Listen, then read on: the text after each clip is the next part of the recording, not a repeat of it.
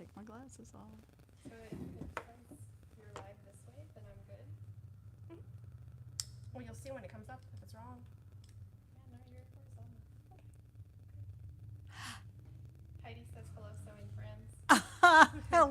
Hello, Heidi. Well, hello, everyone. Here we are once again. For those of you who have just found us, I'm Angela of Burnley and Trowbridge. And today I have next to me the disembodied voice. Here's Brooke. Hello. So I have Brooke with me. And say hello, Christina. Hello. I have Christina here. Isn't it exciting? Can you tell we're in stage 2? Is that what it is? Phase 2. Phase 2, stage 2. Yeah. So we've all kept lots of rules, but we are doing a little less of strict social distancing like we were before, but we're still social distancing and still not going anyplace or doing anything except this. So this is our opportunity to be social with you guys. So I hope everybody had a good week. I know a lot of you have already looked at Bedgowns 2.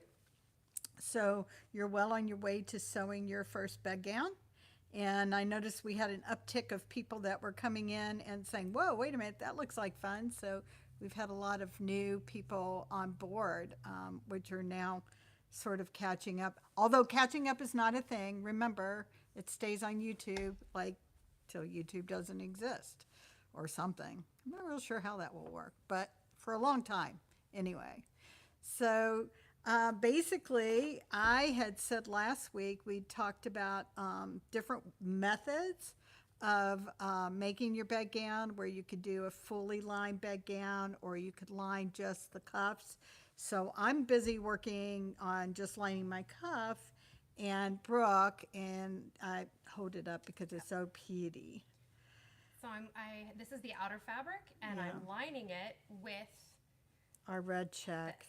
Isn't that gorgeous? So I've just started the side seam, Yeah. which we'll talk about a little bit later. Yeah, so she's going to talk to you a little bit about laying that lining in, and I was going to talk to you. Brooke, is that still available on the website, your striped? Yes. Yes, it is. This is yeah. still. It absolutely, and the red check is also still available. And and just a side note, we noticed as people started searching for printed cotton. I don't have any right now. These are all cottons that I've done in the past and that I told you all about last week. Actually, I would love for people, if I were to put up the textiles we've done in the past, would you be interested in looking at them and voting on them? Say yes, say no, whatever. We might go ahead and reprint. One of my thoughts was to reprint this one, which is the original colorway of a foundling. You really should do that one because I need like 2 yards more of it to finish the project. So I really need to do this one. So, but we thought about that, and then I'd like to work on some new projects, but just to give you guys some instant gratification, maybe we can get a couple of things printed again. So I can't speak for everyone, but there are tons of yeses to Yes, answer your question. yes, and yes. Okay.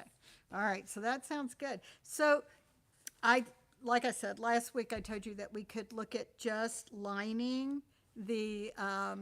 What? Nothing. That wasn't for you. That was for me. I'm sorry. Oh, okay, fine. Leave me out of the loop. It's just fine. I had to I'm do fine. with my glasses. I'm supposed to take them off. Cecilia, though, would vote that could we have some printed blues also? Okay.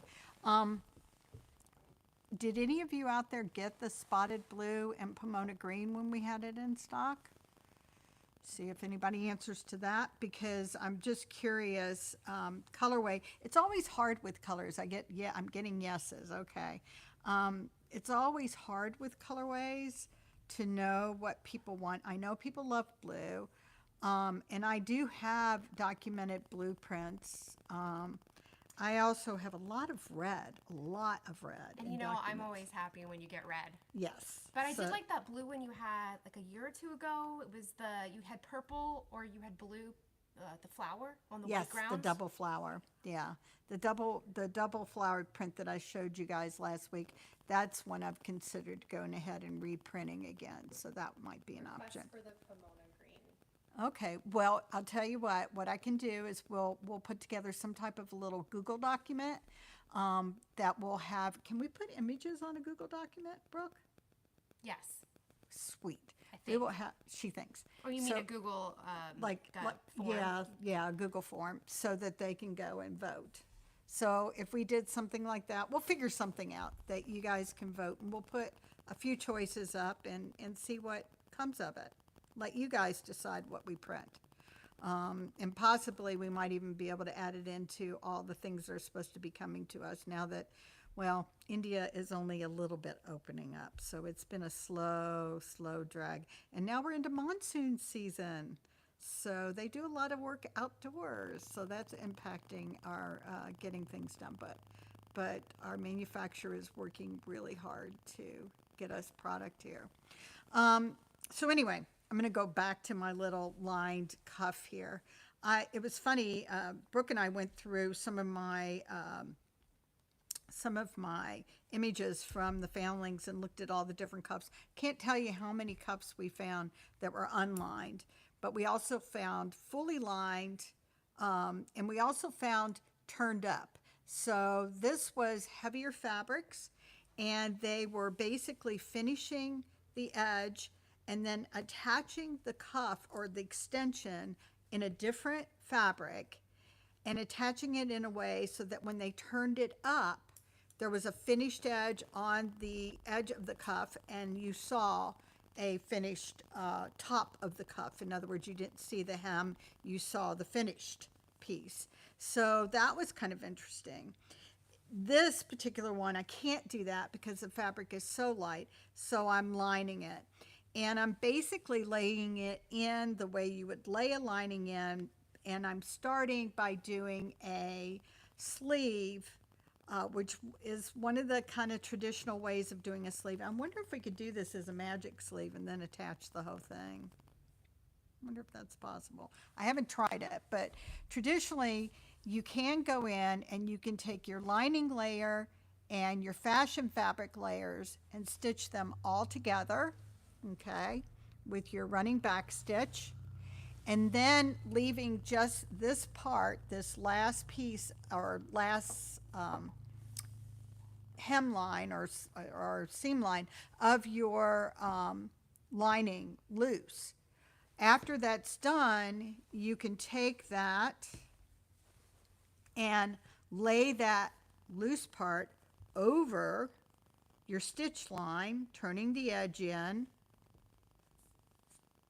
and you basically are finishing it. So that will make it finished on the inside, finished on the outside, because you're encasing those 3 raw edges. All right, so that finishes it that way.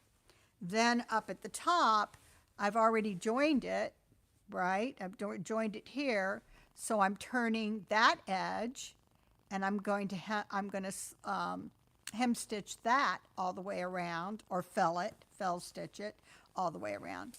Then the very last thing that I'm going to do is, once I've finished all of this off, and I haven't done it here, but if all of this was done and this was turned in, when you do all of this and you stitch to this edge where you're coming up to the end of your cuff, don't go all the way up.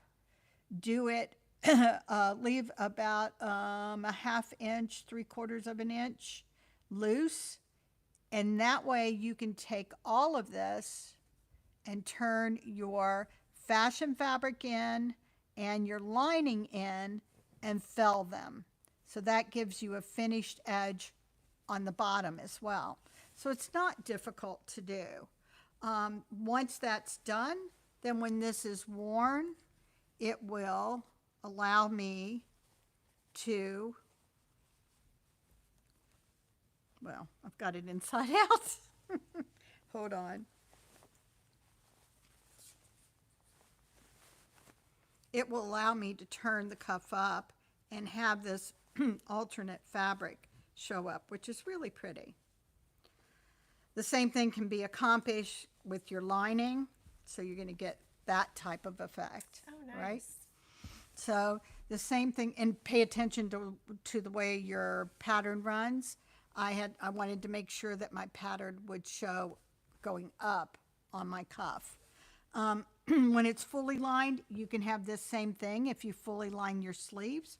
I went back and looked at the Platt Hall pictures that I had, and there actually was, I had said that they turned it in. They actually only turned it in about an inch. So the fashion fabric went inside about an inch, like so, and then it was felled to the lining.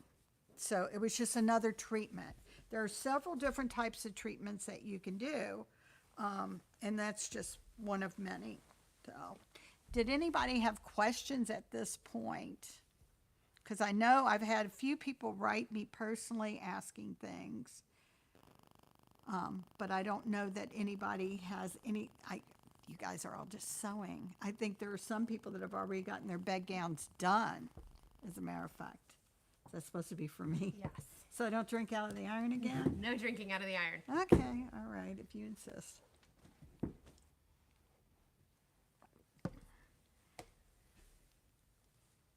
So Ralph says, sewing shifts still, and the kitty is demanding and preventing all sewing. Yeah, we've got, let's see, we have our historical helpers, right? I think somebody had done a cute picture that I posted the other day about they weren't getting anything done on their bedgown. It was just fabric because the cat wouldn't get off of it. So, Also, no drinking out of the iron. no drinking out of the iron. It's actually quite delicious, I can just say. I Okay, used so- distilled water. She didn't actually drink out of the iron. She I poured, poured the it water into a cup. from the iron into a cup. So at least she did that. Yeah, it would have been better if it was just the iron. Yeah. Actually, I think we should have a cocktail hour. Yeah. Oh, I We know. should- Everyone was very excited by that. I think there was a question last week that we didn't get to, and that was about how Angela got her start in what she does. So maybe we could convince her to tell us a little bit about her background and It's all magic. how she created Burnley and Trowbridge. Not by myself, that's for sure. Yeah, actually, it's kind of fun. If you don't know Dame Zalamode, she actually did a little interview with us last year, and that is on her YouTube channel. But the long and short of it is, my last name was Trowbridge. It is now Burnley, and I met Mr. Burnley many years ago at an event. And he was the one that had the fabric. It wasn't me. I actually have a degree in interior design and owned an interior design firm in New York prior to moving to Williamsburg. And I was doing Revoir reenacting as a hobby. I'd also started a little side business, basically selling children's things, because I had 3 little boys who liked playing in the hobby, and I just wanted the money to support the hobby itself. And I actually met my now husband and business partner buddy and everything else at an event, and he had a little tent of linen. And so when we finally did get married, he would always joke and say he couldn't decide if I fell in love with him or his linen. And sometimes it was a toss-up, but anyway. But he had the business kind of on a part-time basis. He was sewing clothes for a few friends, and he had found some good fabric sources, and he'd actually found linen, which at the time when he was selling it in the very beginning, linen wasn't out there at all. And so it was very unique, and people in the know started finding him. Lots of ahs. And finding, yeah, I know, Mr. Burnley, so cute. Lots of finding, people finding him, and he went to an event and had not had time to sew. took some of his fabric out of his truck, and he said before he could even get it to the ground, people were buying it out from under him. So it was obvious that there was a need. So he was like, I'm just going to sell fabric. So he did it, he'd go to a few events a year, and he would sell the fabric, and he would sell it to people who were making things. And he had another business. So this was just a sort of a part-time hobby kind of thing when I met him. And then we decided that things went in a different direction, and we decided that we were going to join forces in all ways. And he also decided to move from where he was from to Williamsburg to be with me because I had 3 small children. And with that came the idea of starting the business up full time. So it was 25 years ago last September, so it'll be 26 this September, that we turned it into a full-time textile business. And the way we ran our business and built our business was doing as many as 27, 28, 29 events a year and giving catalogs out everywhere we went. If you have followed our Instagram for a while, when we celebrated our 25th anniversary, we did a little quick video, and it showed our last catalog, which I think was put out at like 2007, 2004, 2007. I don't know, long time ago. And we slowly started moving to the internet, which wow, it wasn't a fad, it actually stayed. And so the rest is history. But we've been full-time in the business for over 25 years now. And we always started with the idea of concentrating in the 18th century and early 19th century. And it's only been in the last 10 years that we have really evolved to a point where we still concentrate very much in that. That's where all my research rests. But we have evolved into reaching out to other time frames because it's so much fun and we love it. And I have to admit, in 2009, I went to costume college and I saw all these different costumes and I was like, what's this? What's that? What time period is that? Oh, that's so cool. And I just kind of got really excited about the whole thing. And so we've slowly educated ourselves more on other time frames. But yeah, that's how we got started. And that's it. No more. There's no more. Other than Jim Burnley is a cute kind of guy and I like his linen. And that's it.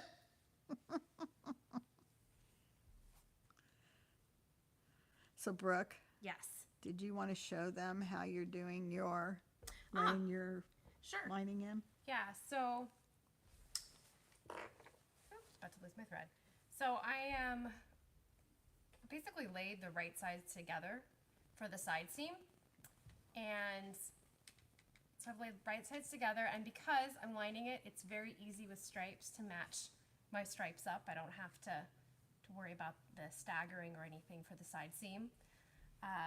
And so yeah, it lines up pretty well with this fabric. And I've laid right sides together, and then on the wrong side of the outer fabric, I laid the wrong side of the lining. And so I'm stitching all 3 layers together. And then once I finish, and I'm doing a running back stitch like I did in the sew along. So just like 2 or 3 running stitches, a back stitch, 2 or 3 running stitches. And then when I finish this long side seam, I will take the rest of the fabric, just have to find it. And I have not cut the front yet because I didn't want to deal with all of that.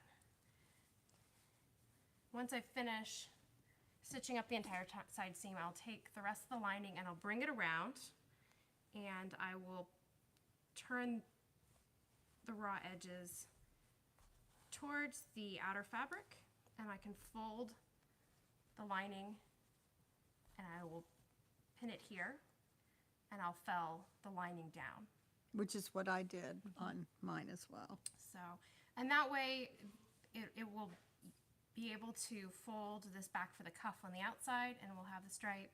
I could always flip it around and turn this one, depending on how I do the neck. And once I finish doing the side seams, I'm going to fold the outside fabric in, the inside fabric to it, and fell that down around the cuff and around the entire bottom hem and up the front. So it's gonna be a lot of hemming, a lot of hemming. Yeah. And I know you guys thought that you'd really like gone to your personal hell with your shift all of sewing bedgowns. If you're going to fully line your bedgown, you're kind of not far behind on that one. So I guess Christina's showing us questions here. You can also ask us the questions.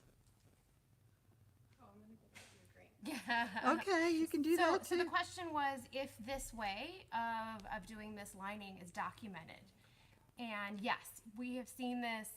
I've seen this in jackets. There's one of the, and the short gown that's in Costume Close-Up. If you look at the details in the book of how they explain that the seams are put together, this is exactly how that side seam is done. You seam the 3 layers and then you fill in the lining. Right. I could have tried to do the whole thing with just one seam and the layers, and then flip it through, sort of magic the seam like. magic And if sleeve, you're yeah. curious about what the magic seam is, you can watch one of our tutorials. Yes, on we how do to have do the that. magic sleeve on the tutorial. And the magic sleeve, it's not the 18th century name. That's our name for it. Yeah. But it is a documented seam. I've seen it in 1780s and 90s. Ladies' sleeves. The tailors have certainly seen that. So it's one of, Yeah. one of the possible ways of doing a sleeve seam. And if you haven't tried it, you should, because we get, it's like, Magic. yeah, it is magic. And we get people so excited after they've done this sleeve, and they insist they'll never do it any other way again. I don't use magic seams for striped fabrics because No, 'cause I you like to can't be match able. it up. You can't match it up. Yeah. And it's striped fabric is one of those ones where sometimes we'll do it in the 3 layers and we will fold to the outside. So Yes. we'll do the fashion fabric. So rather than having this final piece, which is your lining fabric that you're laying over, you're stitching it in a way that the last piece that is left is actually your fashion fabric, and you're stitching from the top. So you're doing a small little running stitch, or you can do, yeah, we A space- basically a do, space yeah, back space stitch. back stitch. And that way you get just a nice little prick on the top and it's secure. So that's another way that you can do it. So there's several different ways of doing sleeves. And we teach all of these different ways depending on what our situation is, what we're doing, what class we're teaching. We've taught all of them as far as methods. I need my glasses so I can see this. And you know, my hair is this color because it matches my glasses, right? I just wanted to make sure everybody knew that. What do you do? Oh, This made a mess. I'm really sorry. Are they both the same? Are they Yeah. both the same? Okay, Yeah. good. yours is different. Okay, thanks. Okay. Oh, you guys. You're not allowed to get that on your Ultra strong. fabric. So, okay. It washes. So here's the cool part about this. I won't tell you how old I am. No, actually, I'll hide that part. But it's cheers and beers to a certain number of years. It was my birthday party. We had a giant Oktoberfest. And these are the cups that my children had made for me. But anyway, so. And now I'm a happy person because I just got the mother load of coffee and chocolate. Oh my gosh. Nami wants to know if we brought enough for everyone. Yeah, right? Virtually. Here, have a sip. That works great. We like that. There's a question about laying in the lining. Nami wanted to know about how to lay it in since she doesn't have her fabric yet. I can show that in just a moment once I get the seam done, and then I can actually start to do it. In regards to the sleeve seam for a gown that Angela was describing, that's a bit more complex. That's something you don't need to worry about unless you're doing an actual fitted sleeve. Yeah. I made a mess. Oh, God, Christina. I'm sorry. We invite her here, and look what she does. So, did you get the right one this time? Oh my gosh. there's no You guys, coffee she in got a drink that it must have like 4 pounds of chocolate in it. I'm so jealous. Don't judge me. No, I just said I'm so jealous because it's got 4 pounds of chocolate in it, which is always nice at 3:30, 4:30 in the afternoon on hump day. So we've been busy with our this last tutorial, and the final tutorial, the third part, will go up on Friday, and then you'll learn all the magic about inserting your yeah, Brooke's laughing. It must have been interesting. It must have been an interesting filming because No, I was not a part of that. I'm sorry. I'm laughing that I licked my cup a few minutes ago because I forgot that I was On camera? in the camera. I'm sorry. Continue. The putting in Hey. the collar that you'll see on Friday is not that funny. It's Yes. quite serious. Speaking of which, we are real here. Just in case you hadn't noticed that, we are so real here. And also too, I know we've gotten really serious as we've moved along. Stop messing with your pants. It's on my foot. Oh, it's gross. I know we've gotten really serious with our sew-alongs as we've gotten into more complicated garments. So hopefully we can do something light and fun later on down the line for you guys. You know, bring the dogs on board, have a dog moment or a cat moment. I'm going to bring or my cat. or a small child moment. You know, Bring my whatever big it takes. dog. Yes, you should bring your big dog. Absolutely. Yeah, we could have all the animals sew. That could be interesting. We'll get them all set up, and yeah, that could be good. I was going somewhere with that. Anyway, we're going to be doing caps. That's going to be our final sew along to get you in your new 18th century kit. For those of you who get our newsletter, you okay? Yeah. Those of you who get our newsletter, we put in there links to stays patterns because some of you I know are interested in doing stays. So there's a bunch of different patterns that we carry, and if you have questions, we're happy to answer them. I had someone contact me today who has some health issues and was asking about a pattern choice, and I actually directed her to a pattern we don't carry because it's the best pattern for her, I think. And we will be doing caps, but we're going to take a break. And one of the things we're talking about doing is we've mentioned, or you guys actually have mentioned a number of little things that you want help with. One I remember being how to put your petticoat, how to fit your petticoat over underpinnings like a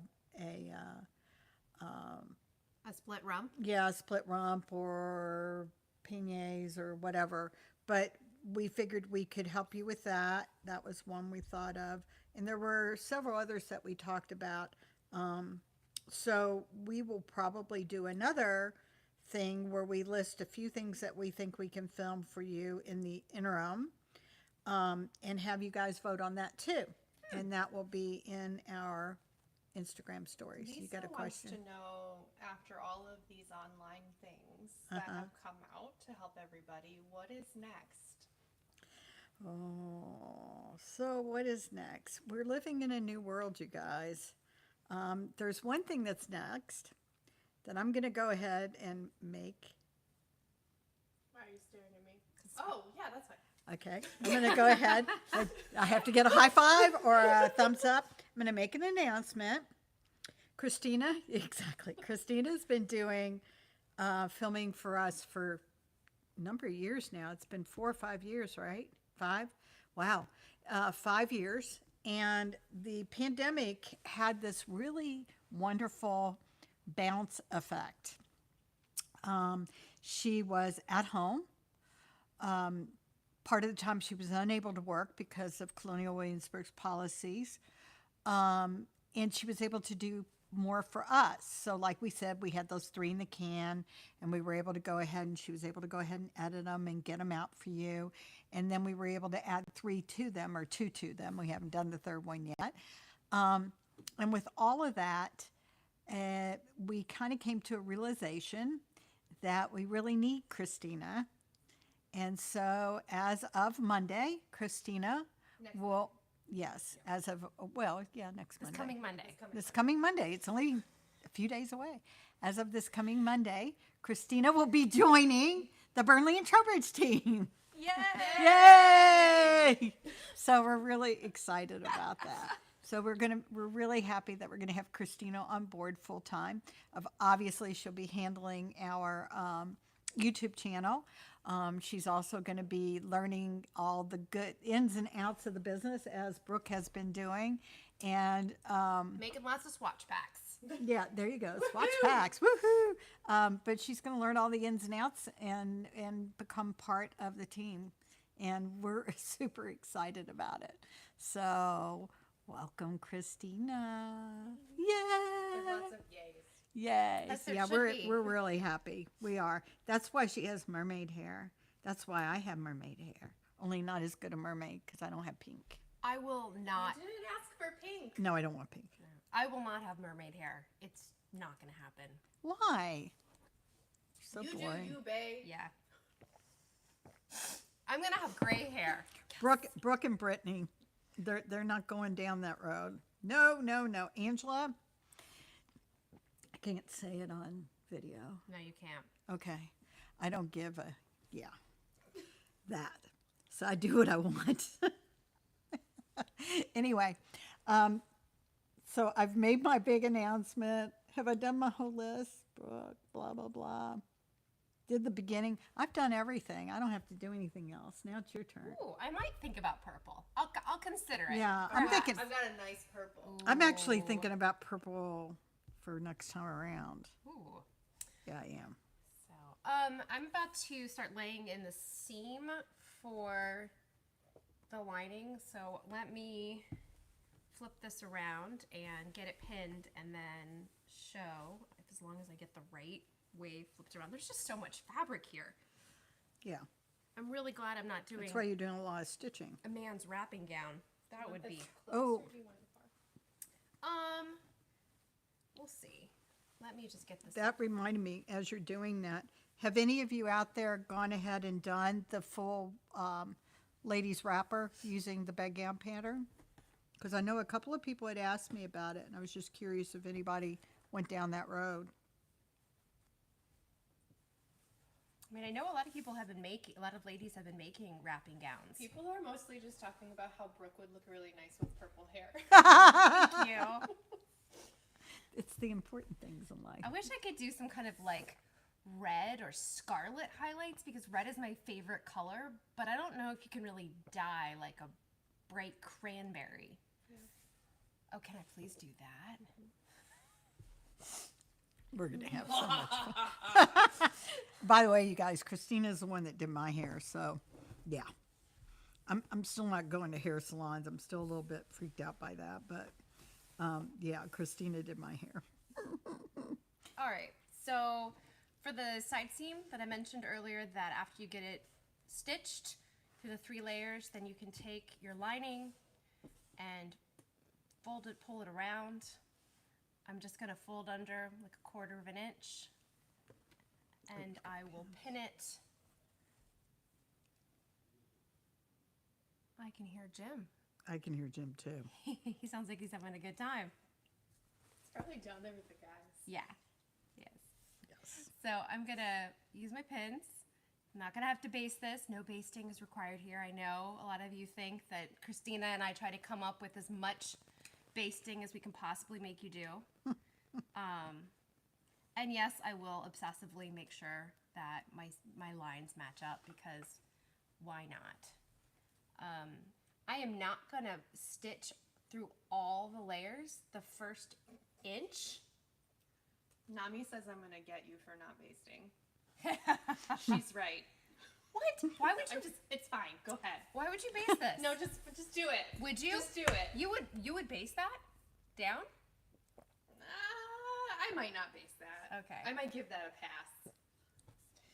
So the first inch, when I stitched the outer fabric and the lining, I left the last inch. I left the lining unstitched so that when I'm ready to do the hem here, I can fold this back and I'm not going to have issues there. So I'm going to stitch my side seam under the arm here, just the first inch, just stitching the lining, and then after that inch I'll start stitching to catch the outer fabric as well, but not go all the way through. I don't need to see this. Did that make sense? I feel like I haven't had enough coffee and chocolate to make sense this Yeah, it afternoon. makes sense. It's what I'm doing as well. So Okay. if we look there, I've already been felling mine, and it's just enclosing the three raw edges and then felling it down to make it a nice finished seam. Because you will be turning your cuff back, so you want it to be all nice and neat. I just want to say that lots of people are very supportive of my basting right now, but they also think it makes sense. So Wow. Basting does make you know what? I am an advocate of basting because I was never a baster. I was also never a mock-up person. And I learned the hard way over the years that both are really, really, really good skills and save you a lot of crying later on. I still don't like making And I don't mock-ups. like pins. I don't like making mock-ups either, but I have to. I'm going to have to with my next corset that I make. I'm going to be making the red threaded 1840s corset. And I'm going to have to do a mock-up because I know that I don't fit her pattern perfectly. And the reason I'm doing it is because I'm going to be making an 1840s dress because I've always wanted to make one for myself because I'm obsessed with Jane Eyre in that time period. Even though I know some of Jane Eyre was actually set in the 1830s, but I still think of Jane Eyre as always being in the 40s. And we have a new fabric that we got in that I have decided is going to be my dress because it's gray and it seems depressing, and I could imagine myself wandering the moors wearing it. Exactly. Inspiration. I know some of you, everybody takes their inspiration from different places, and that's the other thing that I really enjoy about our community is the fact that there are all these different methods of getting to your finished product. And recently I had a customer, and I actually did a post on it. She said, I saw the 1995 Census Sensibility, and suddenly I'm looking at Lizzie, and I realize it's your Pride and Prejudice. yeah. Oh, I'm sorry. Pride and Prejudice. Yes. I'm looking at Lizzie, and I realize that this is your fabric. If it's not your fabric, it could be your fabric. And she sends me the pictures, and she sends me a sample of my fabric. I said, oh, thank you for the post. And I put it up. But it's fun. I love it. Recently, Shasta, in fact, I put it up today. Sci-Fi Cheer Girl did a wonderful portrait lookalike, and with Tudor clothing. Oh, I and just love everything she does. Yeah. Oh my yeah. goodness. And that was so great, and it was perfect. And she got it all the way down to the accessories and the props, including the clock that the woman was holding. So it's just neat, the inspirations that you guys have, and what you create from it. We're such a creative bunch, and it's just a wonderful way to go through life, in my opinion. So, has anybody got any questions for me, or for Brooke, Or for Christina. or for Christina? so far we're all just agreeing 1995 Pride and Prejudice is the best. Oh my gosh, It yes. is the best. It is the best. It is possibly the movie that got me obsessed with something outside of 18th century clothing. Sci-Fi Cheer Girl is here too. Hello.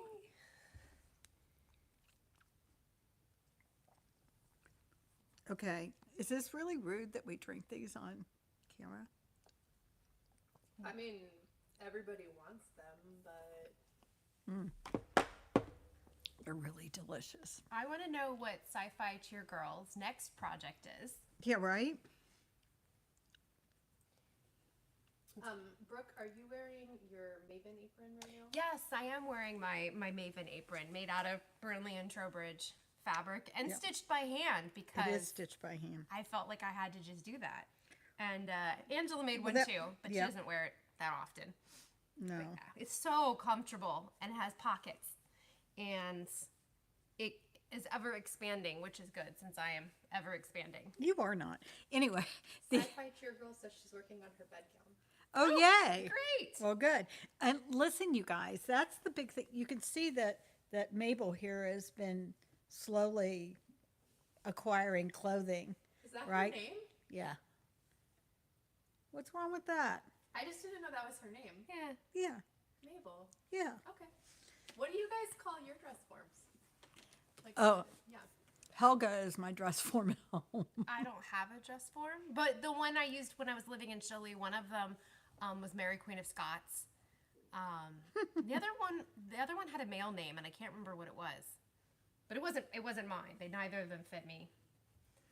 It's, yeah, this is Mabel.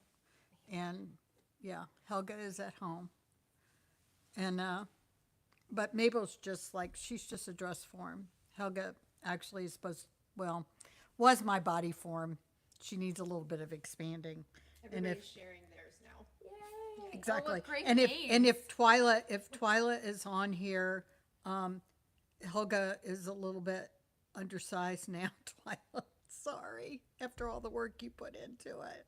Oh, the one that you have that's like The padded. bootstrap, yeah. I need to fill her out more. I never really stuffed her properly. Bootstrap, if you guys don't know about them, look it up on Google. They do a custom form where basically you can give them all your measurements and you get a digitized pattern that you then build to make your own body form. And it's amazing. And if you don't follow Twyla Taylor, she did a whole bunch of posting. I think she did it on Facebook, where she modified it and she like did different things in the bust area. I actually inserted like almost like gel pads. You can do them with the small silicone beads. Make like a pad that goes into the bust area, and you connect it with like just elastic at the bust points so that it has a little bit of movement, and then it moves more like an actual bust does when you put it different types of corsetry on it. So you get a more accurate form instead of a hard form. You get more like your own body. So it's super, super, super cool, and I love it. I've got arms cut out for it, which has never happened. But I will eventually do it because I think the arms are a great thing too. And I think Twyla just recently added a head to hers, which was like super creepy looking. But Well, whatever. I was just thinking that Mabel's going to need a head if we're going to be doing caps, because how can she wear a cap? I might have to build a head or something.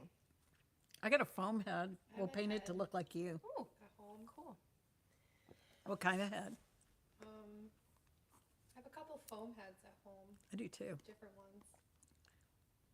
Could be Got fun. some Halloween heads too. Oh, let's do that. Well, so Nami, I saw you mention that, that you're going to keep sewing and buying more fabric.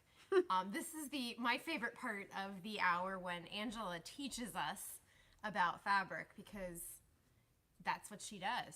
And we all like to learn about fabric. And I've got some fabrics back here that I just put up online. Persis says drink. Drink. Yeah, drink. Drink. Actually, this would probably taste really good with a little rum in it. Like some Kahlua. Ooh.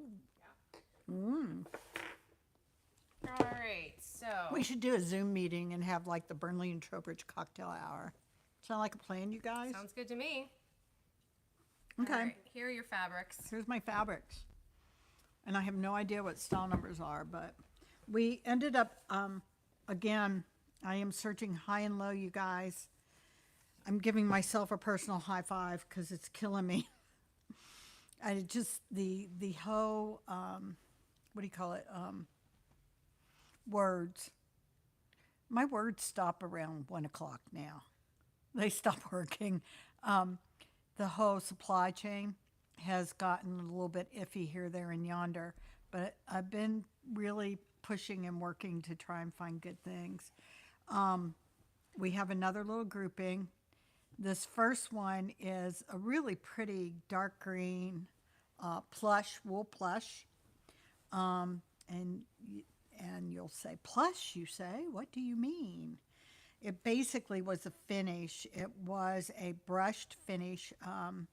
The fiber was teaseled and brushed and left long. It wasn't sheared, which is typically what they do with a broadcloth.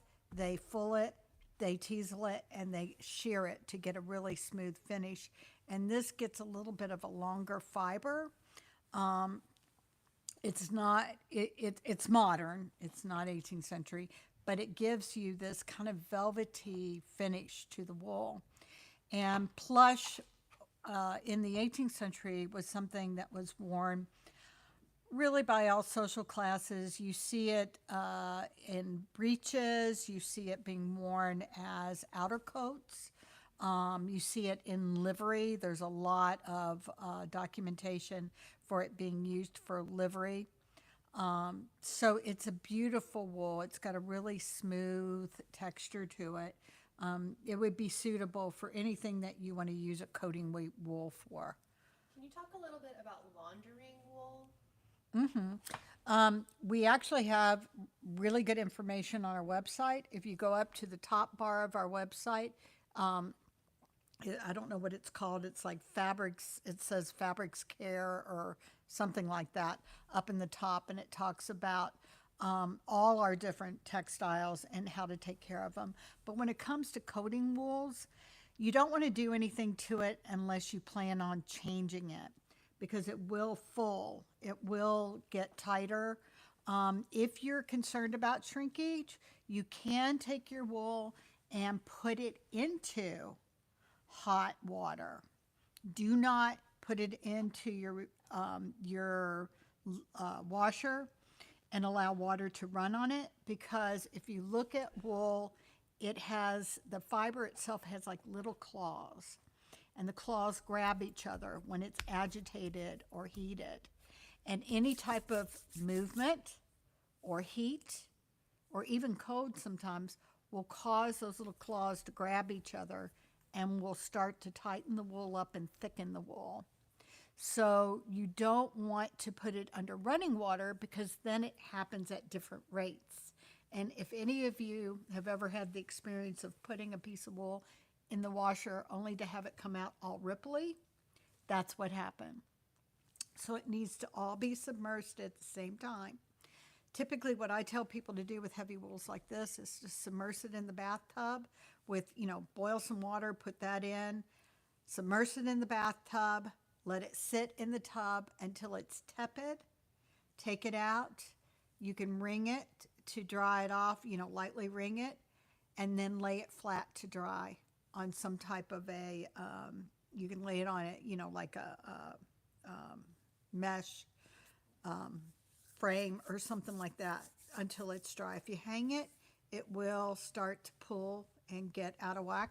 You can also pull it back into shape by pulling until you get the warp and the weft straight again. So that's the plush. It's a real beautiful green. It's like a dark, it's a lighter version of our that dark green that we had, that really dark green that we had, the Charleston green. S. Paul wants to know, what about light wool stuff? Is machine washing okay? You can worsted, if it's 100% worsted wool, it's not gonna, the hand of it's not gonna change a whole lot. What I typically suggest that people do if they're thinking about the fact that they want to be able to machine wash something is take a square of your fabric, put it in your blue jean pocket, and put it through the washer. and put it through the dryer. Put it through whatever it is you think you're going to do to it and see what happens when it comes out.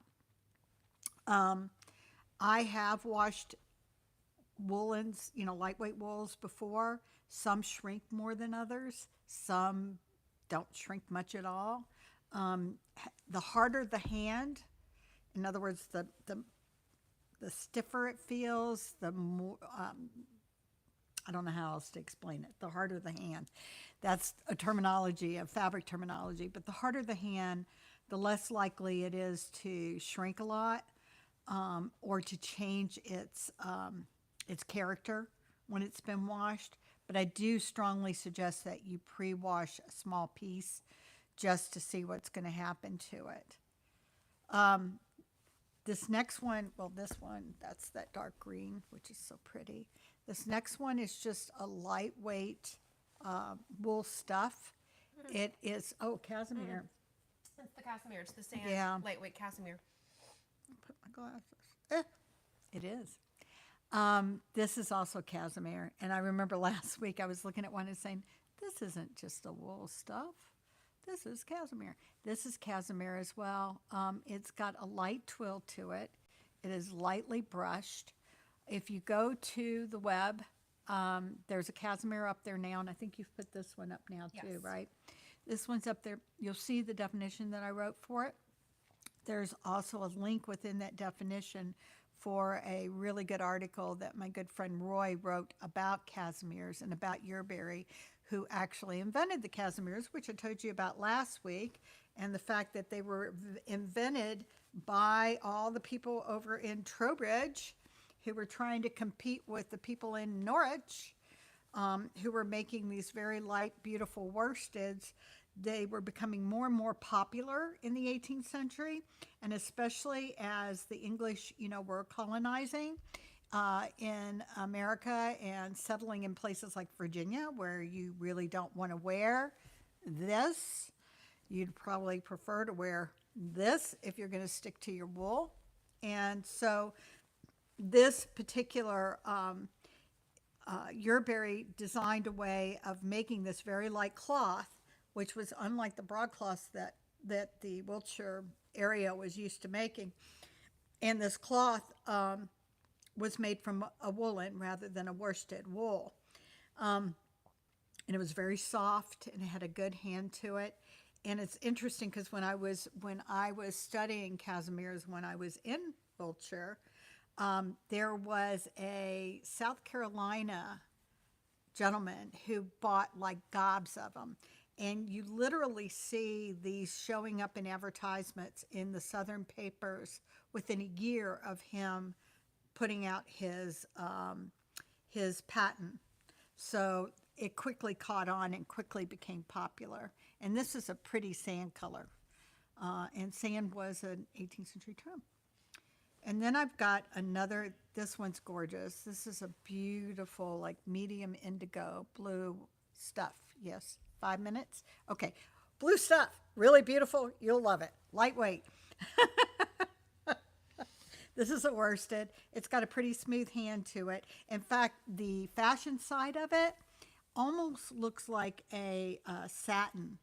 I looked at the weave of it. It's not quite a satin weave, but it has got this beautiful smooth hand to it and a little bit of a sheen, and it's gorgeous. If you love blue, you'll love this.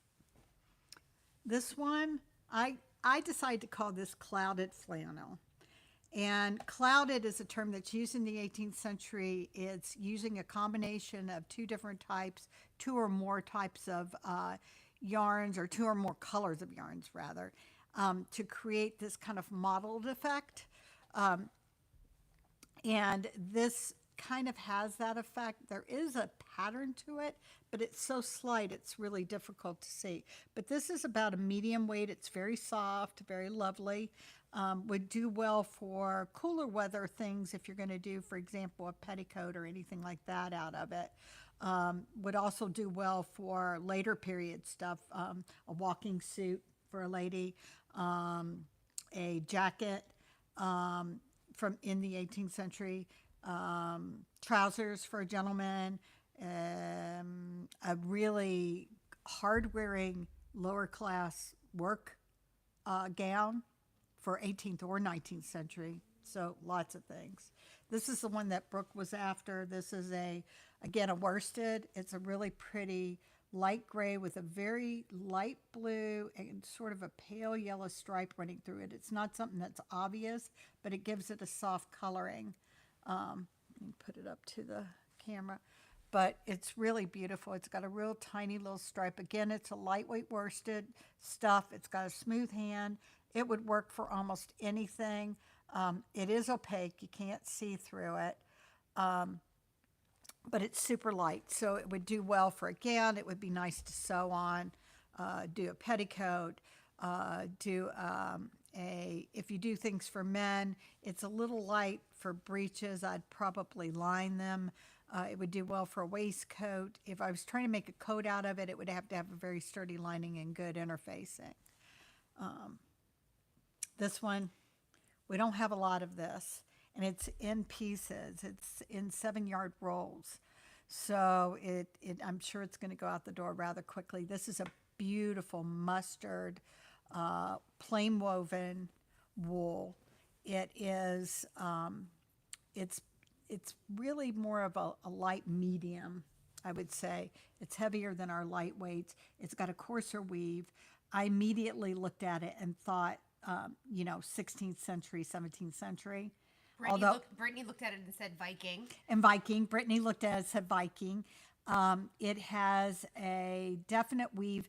There's actually there's a indigo gown in the collection at Deerfield, which is a wool that is the yarn weight and weave almost identical to this. Beautiful for almost anything, that gowns, petticoats, you name it. The final one, this isn't our specials page. This is some of our Virginia cloth that we had. It is our mustard Virginia cloth. We got it back in stock. Jim started running it on our machine and discovered that it had little tiny spots here and there. Like there's a little tiny spot. Do you see it? It's a little tiny spot. And put your finger, because you can see how teeny tiny. But here and there, it's got these little tiny spots. This has been run through the washer. I just ran it through, wash and dry, and you can see what it did. It didn't change it did not change the fabric much at all. It's still semi-sheer, very lightweight. However, these little spots also did not come out. They may be crease. Oftentimes we get problems with fabric because the equipment itself. Fabric is one of the dirtiest businesses you want to get into, I'll tell you. It's not clean at all. The equipment is nasty, all the junk that comes off the fibers and all that. The fluff. These little spots are here and there. They are not discernible from this far away. But if that bothers you, then don't buy it. I knocked $2 off a yard because it's not a first quality to me. But it's still, that's what's wrong with it. So if you love it, buy it. Heidi wants to know if the lightweight linens for modern wear would still need like a lining petticoat kind of underneath, if they would be too sheer for like a modern skirt. Yeah, I do have a few that are kind of lightweight. The problem is I get so much linen in, I don't get an opportunity to wash all of it and see how much it's going to tighten up. So I think you have to kind of base it on, if you buy a piece of it, giving it a hot wash and a hot dry, wet it down and iron it off first off, to see what you're looking at afterwards and how much it's actually going to tighten up. Now, there are a few of linens that we have. We have some linens going up next week, some pretty stripes that are very lightweight. And they are tiny bit sheer, like they're semi-sheer maybe. I'll wash some of that up this weekend and see. Yeah. So we'll try and wash a couple of those up and see what they do. But you might have to wear an under petticoat or a slip or whatever with them. So All right, we're at time.